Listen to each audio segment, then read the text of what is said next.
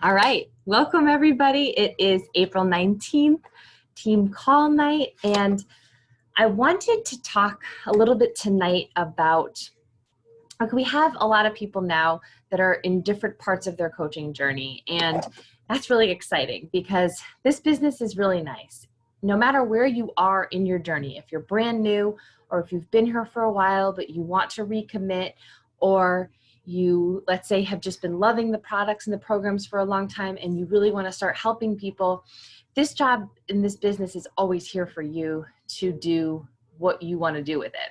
And so what I wanted to talk about is your goals and your commitment. And really, whatever your goal is in this business, you have to determine that first of all. And those can change at any point. But where do you want to see yourself going? What kind of impact do you want to make? What kind of income do you want to earn? And make the commitment. So if you're committed to making, let's say, $1,000 a month and having your products paid for, how are you going to get there? And this is something that I can work with you on, and I'm happy to work with you on. I posted a one-on-one schedule for this coming week. Use me. Talk to me about your goals, and we can reverse engineer them so that we can say, if this is your goal and that is, you want to make that $1,000 a month and you want to have your products paid for, what are the steps that you need to take to make that happen? And you are able to do anything that you want to do, anything. It all comes down to making that commitment and making sure that your mindset is also lined up to making that commitment. So, it doesn't have to be the tracker and the tracker filled out. In case you don't know, Lisa, and it's tagged in the top of our team page. Oh, Marjorie's waiting to get in. It's not tagged. It's under announcements in the team page is our tracker. And this is really everything that you could need to know how to do the actions of a coach. And so what is your commitment and what does that look like? And what I mean by that is when you're making the commitment, yes, you want it to be based on your goals, but you also want, it's working now, but don't go back on it. But it's also going to be based on what can you commit to. If your schedule is so filled that you feel like you can't commit to checking off every box in this, what are the boxes that you can logistically check off? And making that commitment means that it happens, a non-negotiable, 5 days a week, 4 days a week, whatever you feel like you can commit to. And that's based on you. It's always based on you. So, one thing that we talk about a lot is mindset and making sure that what you're doing and what you're listening to lines up with where you want to go. And, I know for me, when I started doing personal development and professional development every single day, when you do those things, you're going to learn about business. You're going to learn about what it takes to successfully run a business. You're going to learn entrepreneurial tips. You're going to learn that, the ebbs and flows of business, what it feels like when you're on top and what it feels like when you're down on the bottom. And you're going to know through doing that every single day that the feelings that you're feeling are normal. And it makes you feel less alone. So that's something that's really, really helped me is, listening to Grant Cardone, listening to Darren Hardy. This is not a brick and mortar business, but we still have the same feelings of investing ourselves, growing, learning, feeling rejected, and having that business mindset to know that, okay, I did make this commitment. And what, again, about commitment is when I started my journey as a coach, which, I'll tell you 1,000 times that it's taken me so long to put all of these things together. So that's normal too.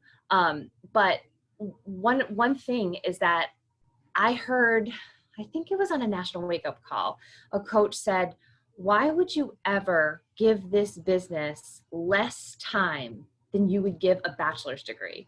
You go to school for 4 years to get your bachelor's degree to earn a certain income, right? And why would you give this something that you can earn triple what you could make in your bachelor's degree. Why would you give it less time than 4 years? So I know when I made the commitment to be a coach, I said to myself, I'm giving this at least 4 years. And guess what? I'm at 4 years and I'm never stopping because I know what I've done, how I've grown, and what the capability is. And it took me 5.5 years, I think, to get my bachelor's degree. So I'm willing to push it out more. But make that commitment. And when you're making that commitment, that time commitment, that means that even if you're 6 months in and you feel like, wow, this is freaking hard, I don't know how I'm going to keep going. You're going to say to yourself, I know that it's not about 6 months. It's not about 3 months. It's not about 2 years. It's about fulfilling that 4-year at least commitment, because this is bigger than that. And this is not about, did it work after 3 months? Because that's not, the answer is no. This is a long-term game. I don't even know if game is the right word, but you have to, in the process of making that commitment, grow into the person that can handle having a team, being a leader, having these things happen to you. And you know what? If it happened right away, would you appreciate it? Probably not, right? So make that commitment and stick to it and be consistent. Consistency is everything. And, in this time when we're going through all these things, as a society out in the world, in the community, you want to be that person that people are thinking of, the person that is, making healthy choices and being a motivation, being an inspiration. And, who do you want people to think of when they think of their health, their fitness? You want them to think of you because they've connected to you, they've learned to trust you, and that trust comes with consistency. And your audience begins to look for you to see what you're doing. What are you doing in this time? And I'm going to just go into this because it's kind of a nice loop, but something that was kind of on my heart today that I wanted to mention, because I've been doing a lot of these leadership online trainings that various people are offering. And one thing that everyone across the board is saying right now is we still need people to spend money. And I don't mean necessarily on us, but as a society, just because you think people may not be buying, we need to have money generating. People stopping spending money is not the answer to anyone's problems. So we've seen this in the sales of BOD go up in the last 2 months. I mean, I have to check my back office tomorrow to mail my new customers' emails. But as of last Wednesday, I had 19 new customers. We usually get 3 to 4 leads per month. It's amazing. It's absolutely amazing. And it shows that because gyms are closing, because no one can meet with their personal trainer, because there's no classes, people are utilizing Beachbody On Demand. So don't sit there and say people are not spending money. People need to spend money. Maybe some people can't right now, but there are a shit ton that can, and don't count them out because of your own issues with money. So, but what I want to say too is that all of these trainings are saying you be out there providing value. And we say that all the time. We're a relationship-based industry, and we provide value to our audience. That's our goal. We want to provide value. And I know for me, sometimes when I'm thinking of that providing value, I can kind of get stuck and say, am I even giving value? What does that even mean? Is this valuable? Is this post valuable? Is this giving something to my audience, to people? I love you. And I know sometimes that mean girl Melissa can be like, no, you're not good at this. You're not giving anybody value. And what I want you to remember, in case any of you kind of feel the same way, like, what do I know about something that somebody else can't say? Value to me right now means not being negative. It means not reposting a scary news article. It means not getting caught in the discussion about the pandemic. And, our social media is our storefront. And what do you want to portray right now? What do you want to give to people? And to me, it means showing them a positive way to look at things, a positive spin on a situation, a way to navigate stress, you know, handling all of the anxiety right now. You know, I just did a post, I set up a post for tonight about my marriage tips because I'm with my spouse 24/7 now. That is the situation that I never thought I would be in. Me and him always used to joke about how we could never work together. Now we're essentially working together because we're in the house all the time. So whatever your situation is, and everybody has different situations right now, what is working for you? Not what is not working, but what is working, what is helping you, because someone out there can benefit from it. And just remember that you have your unique experience that speaks to someone else. So remember that when you're speaking on social media or when you're talking to your audience, you're talking to your people, not my people, not Cheryl's people. You're talking to your people. So remember that what you have is valuable. And again, that comes from doing personal development. You learn your story is important and people need to hear it, especially now. So just think about that. And, you know I can just get kind of on that rabbit hole of value. What does that mean? And, I think I initially always think of like recipe tips, and nutrition is not my jam. That's not my strength. And I have to say to myself, like, I can provide value without showing somebody my homemade recipe. Like I can do that. So remember that, in your posting and things like that, providing value to me is motivating and inspiring. And simply, even if, like, I know sometimes when I'm having trouble with posts, I'll just do like a motivational quote along with a picture, like that is helpful right now because there's a lot of other stuff that people are trying to get away from. So going back to like the commitment and the goals, really, really dig into your why. Why are you making this commitment? Why do you want this? And, it has to be big and meaningful, and, it has to kind of get you in the throat when you think about it, not like a violent way, but like an emotional way.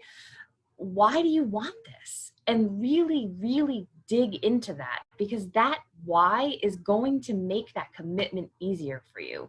Like, I started off, this was a fitness goal that I had, was I wanted to be more active. I wanted to be able to do the things that my kids wanted to do. And now this has turned into me wanting to help people feel more confident, feel better in their own skin, feel better in their relationships. And on the personal side, to me, is I want my kids to have experiences and that are not limited to what we can do based on money in the bank.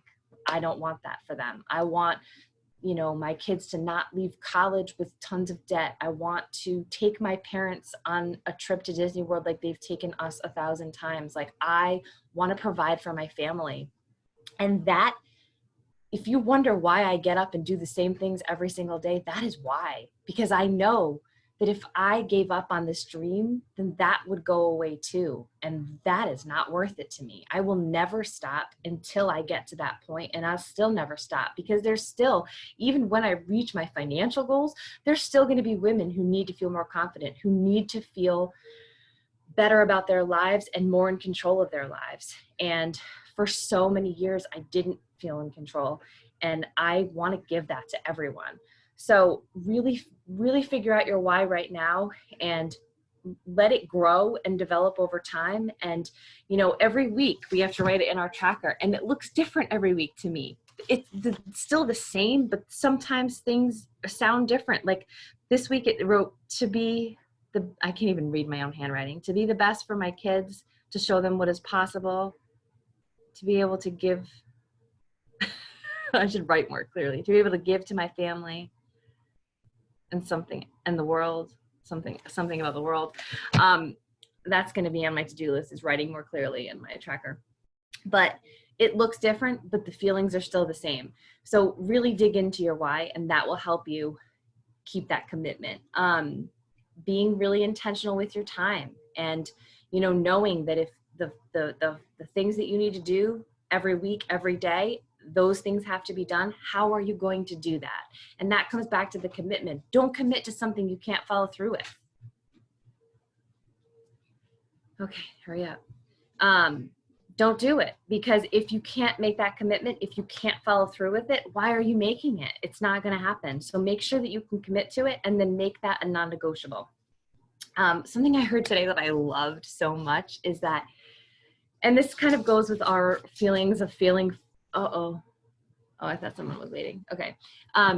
This goes with our, when we talk about feeling forward and just doing things that are uncomfortable, you're going to have to learn to sit in the suck. And like, when I heard that, I'm like, wow, sit and suck. How many times have I felt like that? And there's been so many times that I'm like, what am I doing? Am I capable? Like, it doesn't feel good sometimes, right? Those are those lows of the roller coaster. And when you allow yourself to stay in that and sit in that, first of all, you go back to your business PD and you learn that that is totally normal and that's part of running a business. You dig into other people who have been through it, who can lift you up, who can provide some sense of who you are, because sometimes you need to hear that instead of thinking the things that we think in our heads. But you have to get a little bit uncomfortable, and that's part of what this is. And sitting in that, like, I got the weirdest message tonight from someone. She is a longtime follower of my page, and she had just given me some love on a post, and I couldn't message her without sending her a friend request. I sent her a friend request, and I said, and she writes me back and says, "Who are you? How do you know me?" And I was like, whoa. I was like, "Melissa's Fitness Adventures." And she said, "I don't know who you are, so I'm not accepting you." And I was really just taken aback. And that's just a tiny example of like, oh, okay. I was like, that sucks. Like, that's weird. And I said, "Okay, well, thanks. I just wanted to thank you for your support on my page and for always supporting me." And she didn't respond. I'm like, okay. But those are the things that you're going to come across, just weird responses, people who may not understand you. Guess what? Those are not your people. Those might be Marjorie's people. They're not my people. So that's okay. And you have to weed through the weird to get to the good. And so just sitting and sucking, like, I love that. You're going to hear that from me all the time now. So another thing I wanted to talk about is the coach boot camp that's starting tomorrow. Some of you may already be inside of that. Our coach boot camp, Laura and I run together. It's a 7-day group, and it is purely based on action and accountability. Sometimes, newer coaches can kind of get stuck in all the training and maybe like going down a rabbit hole of YouTube videos and what this coach says and what this coach says, and no, Beachbody says this and this coach says this, and I've been following this other coach for so long and they say this. Your business is up to you. You have to just take action. That is the best way to start your business and to start moving forward. So that is exactly what we do in our boot camp. It starts every single day. There's an accountability post in the morning for your post of the day. If you've never had a post, we ask you to come out and do your first post as a coach. And then every day it's showing your tracker. So if you haven't printed out your tracker yet, print it out and get comfortable with it. I did clean out the coach boot camp today, but Laura and I did a team call a couple weeks ago about going over your tracker. It goes over all the ways to complete your tracker from A to Z. So that is in there for you to watch. And every night you have to post a picture of your tracker. And this is for you. This is for you to just get comfortable with how this feels. It's for you to say, okay, this was really complicated on the tracker, or I didn't understand this, or how do you do this? How can I, better do this? Because this is not a complicated job, but the consistency can be hard to get into. So that's what this group is all about. Starting to be consistent and starting to look at like what we do every day and what that looks like on a small scale. So the hope for the group is that you start in that group, you learn through the motions that you should be filling out your tracker every day. It doesn't need to be filled out to completion every day. Mine certainly wasn't for months, but it's a great way to, as I said, look at, and I never checked off the recognition box in the stories. I don't know. I just didn't do it. I didn't know what I was doing. And then I don't know. I just said, okay, well, that's pretty easy. We do recognition all the time. We always shout out coaches for doing great jobs or customers for doing great jobs. We just do it on our stories, and then you can check off that box. And it just became second nature to me. So my tracker, I never stopped using it, but I'm very familiar with how to check all the boxes now. And it doesn't take a whole super lot of time to do that. So the coach bootcamp is great. You know, if you're in there, we want you to participate, shout out, you know, the coaches, give them feedback. You know, if you're a newer coach, certainly participate. There's no wrong way to do this. And, you know, as I said, we can help you navigate your goals and your commitment and how to get to your goals, because really it's just a matter of saying, okay, what's your goal? How do we get there? And reversing the order of things. And that's what I do all the time. So I think that's all I wanted to cover. Let me look at my list. Yeah, I think that's going to be it. Does anyone have any questions? No, no questions? 11-year-olds in England. All right, I'm going to stop the recording.